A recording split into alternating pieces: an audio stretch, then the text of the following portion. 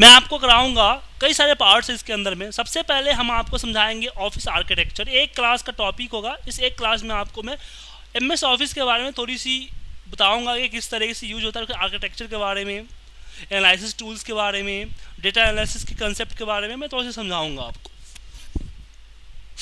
फिर आपका स्टार्ट होगा लेवल 2।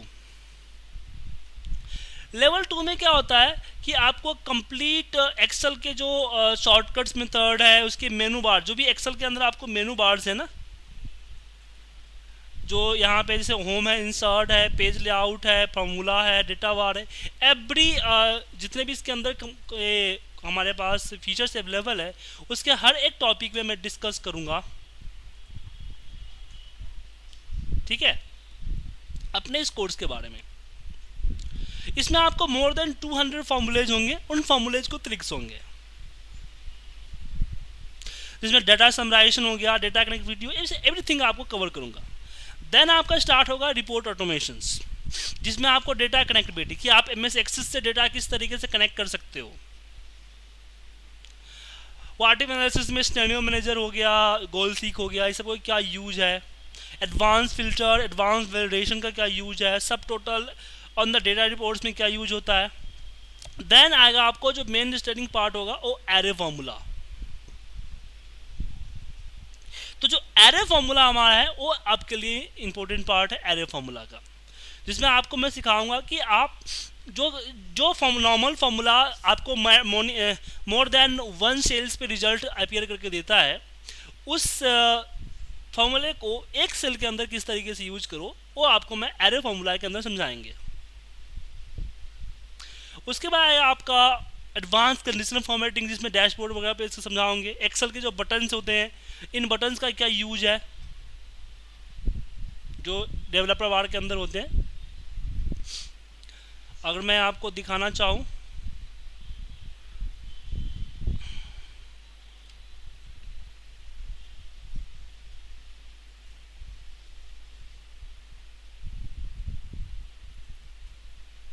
जैसे यहाँ पे, हाँ देखिए, इस तरह के चार्ट पे किस तरह से इवेंट यूज कर सकते हो कि आपने जयपुर सेलेक्ट किया, जयपुर आ गया, मणिपुर सेलेक्ट किया, मणिपुर आ गया, यहाँ पे दोनों का कंपेयरिंग। इस तरह के जो बटन्स यूज करके हम चार्ट्स, या जरूरी नहीं चार्ट्स पे ही, और भी बहुत सारी चीज़ों पे किस तरीके से हम यूज कर सकते हैं, वो चीज़ें मैं आपको बताऊंगा।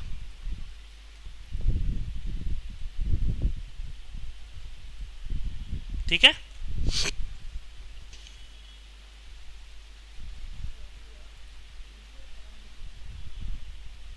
मैं आपको समझा देता हूँ कोर्स, इसके बाद भी बताऊंगा आपको। ठीक है, उसके बाद आपको सारे कोर्स कंसेप्ट के बारे में समझाऊंगा कि आपका कोर्स कंसेप्ट में सारे जो हमारे कंसेप्ट है, जैसे डैशबोर्ड का कुछ सम ऑफ रिपोर्ट्स हम लेंगे, उस रिपोर्ट्स पे हम यूज करेंगे, क्योंकि हमने जिससे पहले ऊपर जो चीज़ें सीखी है, उस चीज़ों को हम यूज करेंगे। तो और साथ में कुछ पावर पॉइंट में किस तरह से रिपोर्ट हम प्रेजेंट करते हैं, उसको भी आपको मैं बताऊंगा। तो ये सब जो कोर्स है, एक कोर्स आपको 20 क्लासेस के आसपास में कवर हो जाएगा। 20 क्लास एवरेज है, उससे कम भी हो सकता है, उससे ज़्यादा भी हो सकता है। उसके बाद जो नेक्स्ट आपके पास आएगा, और नेक्स्ट आएगा एक्सेल वीवीए ऑटोमेशन, जो कि अभी आप बोल रहे थे। इसमें आपको हम वीवीए प्रोग्रामिंग पढ़ाएंगे कि वीवीए प्रोग्रामिंग का क्या पार्ट है, किस तरीके से हम इसका यूज करते हैं। जो लैंग्वेज है वीवीए का, उस वीवीए के लैंग्वेज आपको मैं सिखाऊंगा, जिससे आप अपने रिपोर्ट में, जैसे कि अब वीवीए का क्या यूज होता है,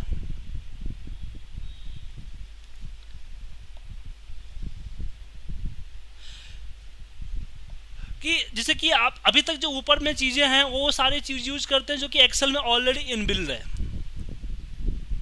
लेकिन अगर आपको अपने वर्क के अकॉर्डिंग कुछ ऐसा काम मिला जो कि वो फीचर्स आपके एक्सेल में अवेलेबल नहीं है, उस तरह के फीचर आप अपने क्रिएट कर सकते हो।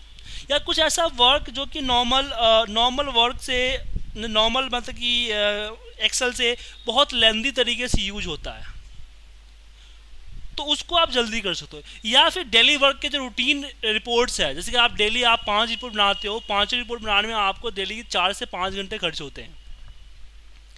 बनाने का तरीका सेम है, स्टेप सेम है, वे सेम है, सिर्फ डेटा चेंज होता है। तो इसके लिए आप एक प्रोग्राम, एक रूट तय कर लोगे, एक कोड कर दोगे। नेक्स्ट टाइम में आपका जो जो 5 घंटे का रिपोर्ट है विद इन मिनट्स में बनेंगे, जस्ट एक क्लिक के ऊपर।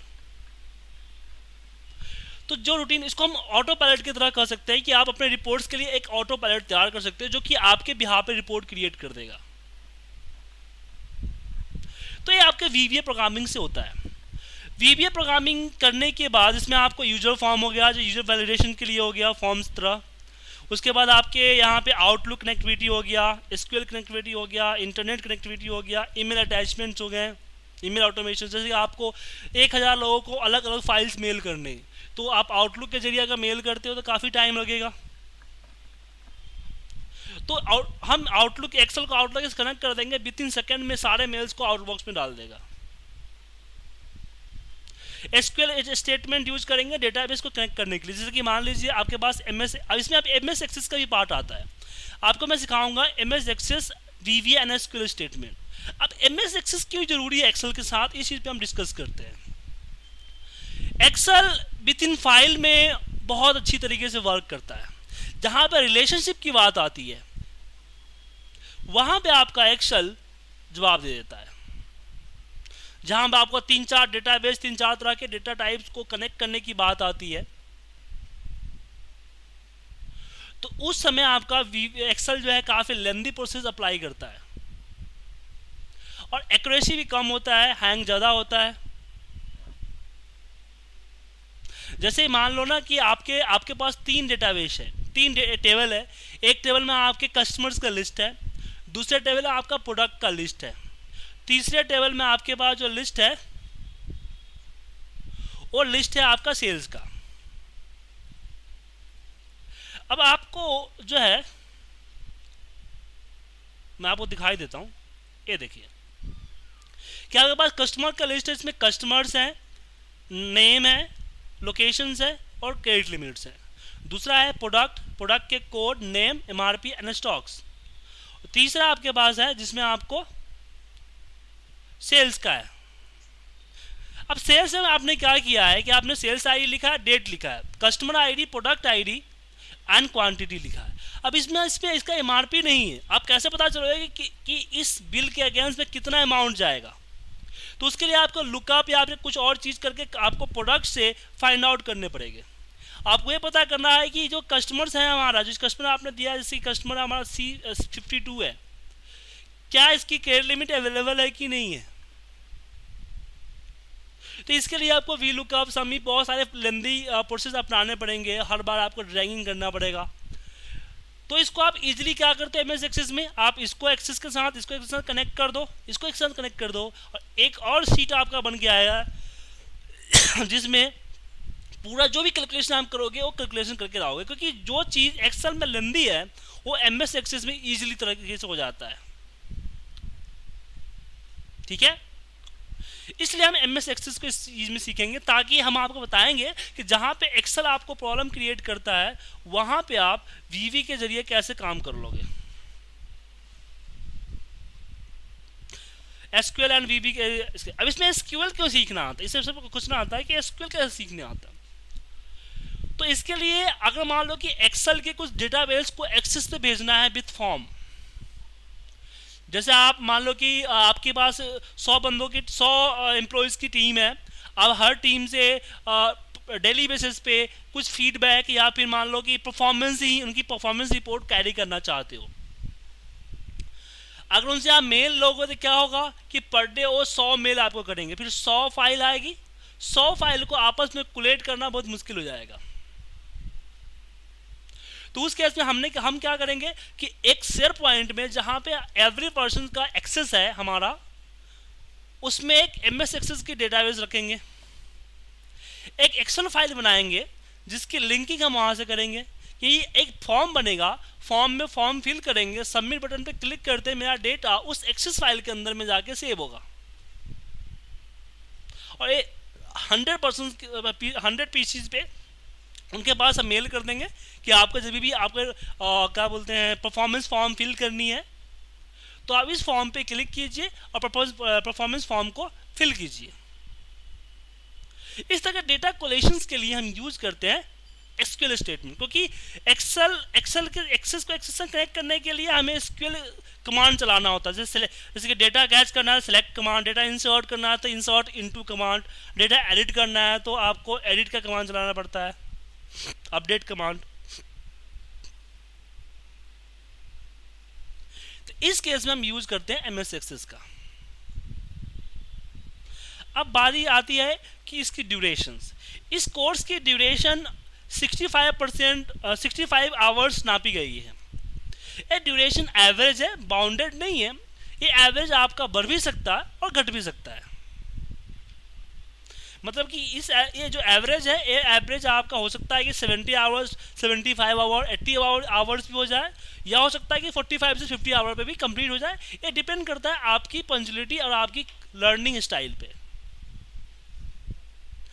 ठीक है, अब इस ट्रेनिंग में आपको क्या क्या फीचर्स मिलेंगे उस पर हम डिस्कस करते हैं। Class online training, classroom training तो आप नहीं ले पाओगे क्योंकि आप आउट ऑफ इंडिया हो। दिल्ली में अगर आप होते तो आपको क्लासरूम भी मिल सकता था। तो classroom training online training facility है। फ्री 4 डेज डेमो ट्रेनिंग है, आपको आज के अलावा 3 से 4 क्लासेस और दी जाएगी जो कि फ्री होगी। उसके लिए आपको कोई चार्ज नहीं करूंगा मैं। जो भी आप पेमेंट करोगे आफ्टर दी 4 डेज करोगे। फिर आता है क्लास रिकॉर्डिंग फैसिलिटी। हर क्लास जो भी मैं कंडक्ट करूंगा उस क्लास को मैं रिकॉर्ड करूंगा और उसकी रिकॉर्डिंग का लिंक आपको एवरीडे मेल पे आएगा, या फिर खुद भी आप रिकॉर्ड कर सकते हैं। ऐसी सेटअप मैं प्रोवाइड कर दूंगा। आपके जितने भी ट्रेनर हैं उनके पास वर्किंग एक्सपीरियंस होगा, मतलब कि कोई भी ट्रेनर फ्रेशर नहीं है। जैसे कि मैं भी ट्रेनिंग देता हूँ तो मोर देन 10 ईयर्स में एज ए MIS सिक्योरिटी में VBA डेवलपर तकरीबन 6 MNC में मैं काम कर चुका हूँ, दिल्ली, मुंबई, पुणे, बेंगलोर। और फिलहाल मैं रिपोर्ट कंसल्टेंट हूँ। मेरा मेन मोटिव जो है रिपोर्ट कंसल्टेंट का है। मैं ट्रेनिंग पार्ट टाइम में देता हूँ, लेकिन जो मेरा मेन फोकस होता है वो रिपोर्ट कंसल्टेंट पे होता है। मेरे पास तकरीबन 32 से 35 कंपनियां हैं जिसकी डेली बेसिस में रिपोर्ट उनका मेंटेन करता हूं मैं फ्रीलांसिंग के तौर पे। तो इस कारण से आपके पास लाइव डेटा और लाइव एग्जांपल्स मिलेंगे कि मैं क्लास के अंदर में वो जो मेरे पास जो कंपनीज में डेली बेसिस में प्रॉब्लम आती है उस प्रॉब्लम को आपके साथ में शेयर करूंगा।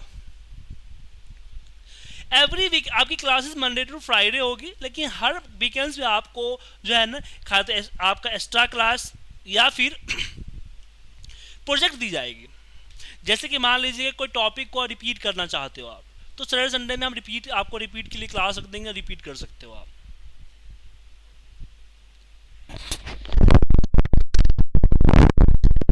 एक आएगा आपका फ्री रीज्वाइनिंग। ये सबसे मेन पॉइंट है। आई थिंक ये फैसिलिटी मेरे अभी तक तो कोई इंस्टीट्यूट नहीं दे रही है, सिर्फ मैं ही दे रहा हूँ। फ्री रिजॉइनिंग मतलब ये हुआ कि आपने अभी पेमेंट कर दी, आपने पूरा पैसा आपने 50,000 मुझे पे कर दिया, आप लर्न कर लिए, पूरी कंप्लीट कोर्स को भी कंप्लीट कर लिया। आफ्टर 6 मंथ आपने मुझे बोला कि सर मैं आपका एक्स स्टूडेंट हूँ, मेरा मोबाइल नंबर या मेरा ईमेल आईडी वॉट एवर जो भी है आपने बताया कि मेरा ये है फलाना है।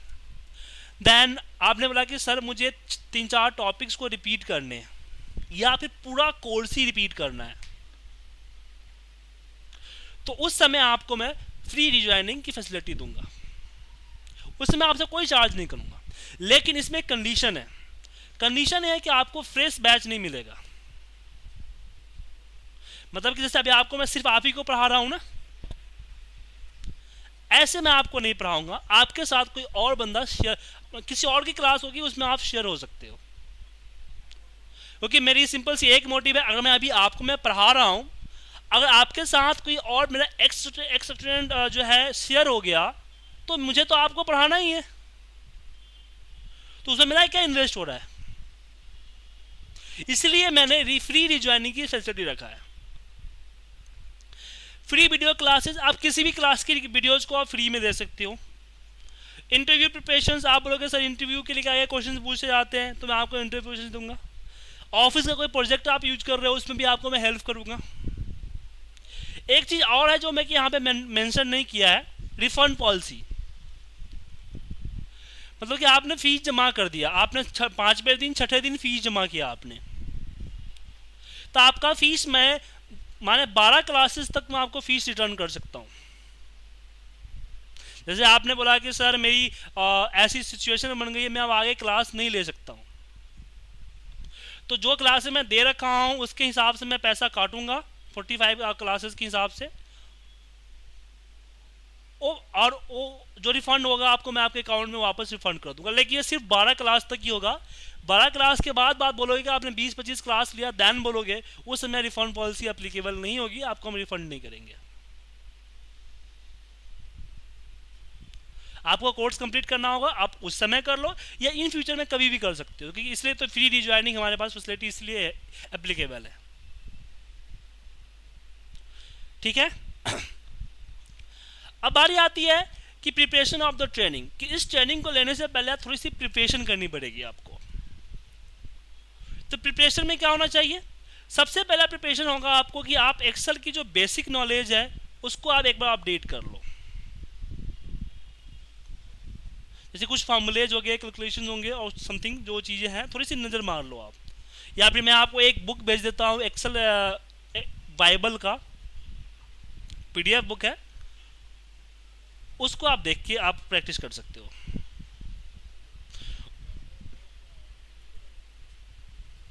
हाँ, मैं आपको मेल कर दूंगा थोड़ा देर में। उसके बाद नेक्स्ट आता है आपको मैथमेटिक्स की प्रैक्टिस। आपको कॉलेज छोड़े काफ़ी टाइम हो चुका होगा, तो मैथमेटिक्स की थोड़ी सी प्रैक्टिस आप गूगल पे ही सर्च करके कुछ मैथमेटिक्स की प्रॉब्लम को सॉल्व करो। 20-25 क्वेश्चन आप सॉल्व कर लो कम से कम, और डेली जब भी क्लास चलेगी तो पूरे क्लास में कम से कम 1 या 2 मैथमेटिक्स के क्वेश्चन आप जरूर सॉल्व करो। मैथमेटिक्स आपको नहीं होता कि आपको एक्सेल लर्निंग में हेल्प देगा, इसके लिए मैं नहीं बोल रहा हूँ कि आपको एक्सेल की लर्निंग में हेल्प देगा। मैथमेटिक्स आपको लॉजिक देगा, लॉजिक सोचने का तजुर्बा देगा, एक्सपीरियंस देगा। आप लॉजिक सोच सकते हो, जिसको हम अपने इंडियन लैंग्वेज में जुगाड़ बोलते हैं। समझ में आया जुगाड़ क्या होता है? नहीं समझा? इसका मतलब मैं डिफाइन कर सकता हूँ कि आप किसी भी तरीके से तोड़ मरोड़ कर आप अपना काम निकाल लो, मतलब किसी भी एंगल से किसी भी तरीके से उल्टा सीधा ऊपर नीचे करके आप अपना काम कर लो। तो ऐसे ट्रिक्स जो है आपको मैथमेटिक्स ही आपको देगी। और जो लॉजिक है और जो इस तरह की सोचने का तरीका है, कोई भी ट्यूटर आपको सिखा नहीं सकता है, वो आपको खुद से क्रिएट करने होंगे। ठीक है। तो अगर आपको कोर्स से रिलेटेड कोई क्वेश्चंस हैं तो आप मुझसे पूछ सकते हो आप।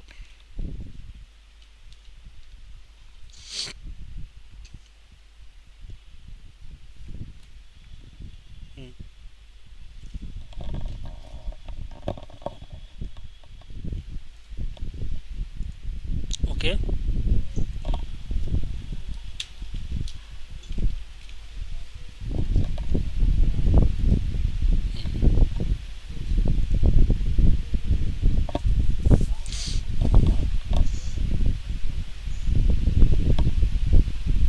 ओके।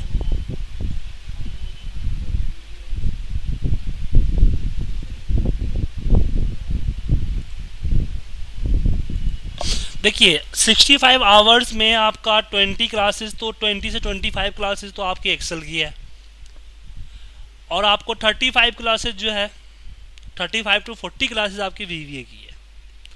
अब मैं ये बोल सकता हूँ कि जो आप जो बाकी जो लेवल 1 to 4 है हमारा, 1 to 3 है हमारा, वो preparation of the VBA learning है। क्योंकि बेसिकली क्या है कि अब मान लो कि आप एक्सेल VBA के जरिए आप पेस्ट स्पेशल करना चाहते हो, तो आप नॉर्मल पेस्ट से क्या करते हो, आप यहाँ सोचते हो और क्लिक करके ओके कर देते हो।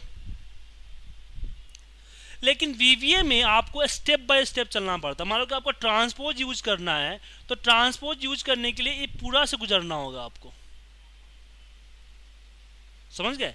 तो आपको एक एक टॉपिक की नॉलेज होनी चाहिए। जैसे आपको अगर किसी टेक्स्ट को बोल्ड करना होता है तो आप क्या करते हो, जस्ट बोल्ड कर देते हो, लेकिन कंट्रोल भी करते हो। लेकिन आपको VBA में क्या होना चाहिए, आपको पता करना होना है कि बोल्ड की फैसिलिटी कहाँ मिलती है, तो मिलती है फॉन्ट के अंदर में। और बोल्ड क्या है कि एक ही ऑप्शन से अप्लाई भी होता है, एक ही ऑप्शन से डिसअप्लाई भी होता है। तो इसको equal to true and false की प्रॉपर्टी अप्लाई करनी पड़ेगी। ठीक है सर। तो ऐसे चीजों के लिए हम वीवीएस सीखते, ताकि आप नॉर्मल एक्सेल जब सीखोगे आपको सब चीज पता हो जाएगा और अच्छी तरीके से इसका यूज कर सकते हो आप। ठीक है सर।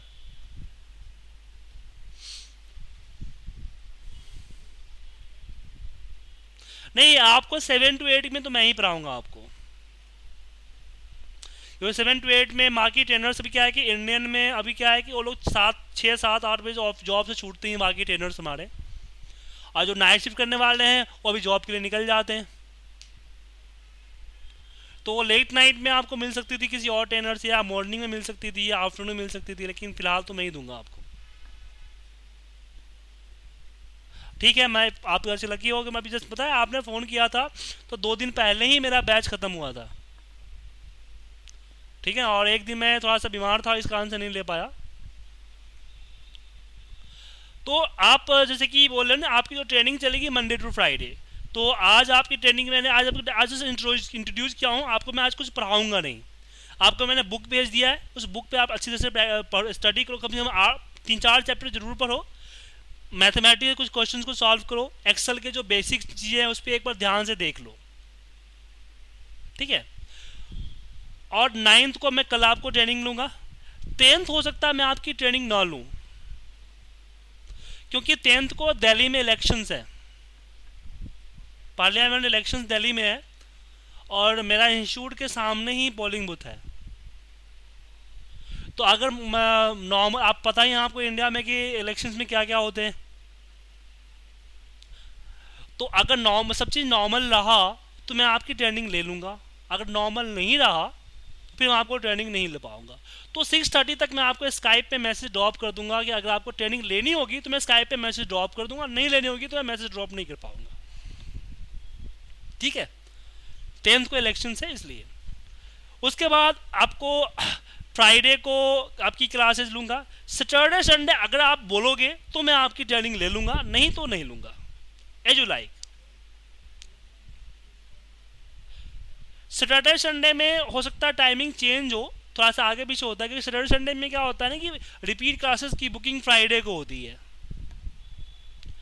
तो उसके हिसाब से हम आपको टाइमिंग दे सकते हैं। हो सकता है मोस्टली है तो आपको सेम ही टाइम मिले, लेकिन कुछ हो सकता है कोई और भी बैच बना जो आप ही की टॉपिक पढ़ रहा है, तो उसमें मैं टाइम चेंज कर सकता हूँ, लेकिन आपको मैं हिसाब में रखूंगा कि आपके और यहाँ इंडिया का जो गैपिंग है ना, वो गैप को मेंटेन करके भी ट्रेनिंग। ऐसा नहीं कि मैं आपको बोलूँगा कि रात को 2 बजे आप ट्रेनिंग लो।